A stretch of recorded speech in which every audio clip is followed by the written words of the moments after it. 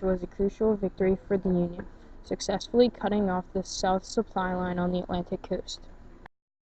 The Union set up a blockade around the Atlantic coast and the Gulf of Mexico. This was part of General Scott's plan. A blockade is when you control all harbors and ports and not allowing any supplies to come in or out. The snake shows all the places where the blockade would be. Most of these boats were small and fast, so the big slow Union ships would not be able to chase them. Wilmington played a crucial role during the Civil War. It was the last open port for the Confederates on the Atlantic coast. This is where most of the blockade runners came through. Fort Fisher was set up on the mouth of the Cape Fear River. From here, the fort could defend the seaway and the marsh behind. The base was 25 feet thick and the top was 8 feet thick. The fort overall was around 20 feet tall. The fort ran 1 mile north and cut back half a mile west overlooking New Inlet. In front of the fort were hundreds of mines to blow up infantry attacking from the north. The fort had 169 artillery pieces. 44 of them were heavy cannons. December of 1864. The Union's fleet bombarded the fort for many days and nights. This was the heaviest bombardment of the Civil War.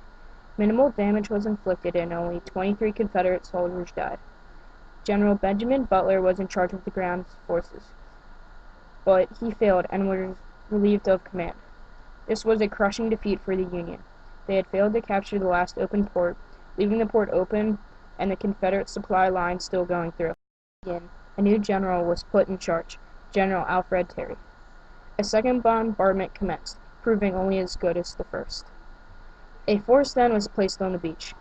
There was a full-scale assault. For the Union to cripple the Confederates in total warfare, they must take the fort. The troops fought hard, and then, finally reaching the fort, scaled the walls and fought inside. Not much later after, the fort was surrendered.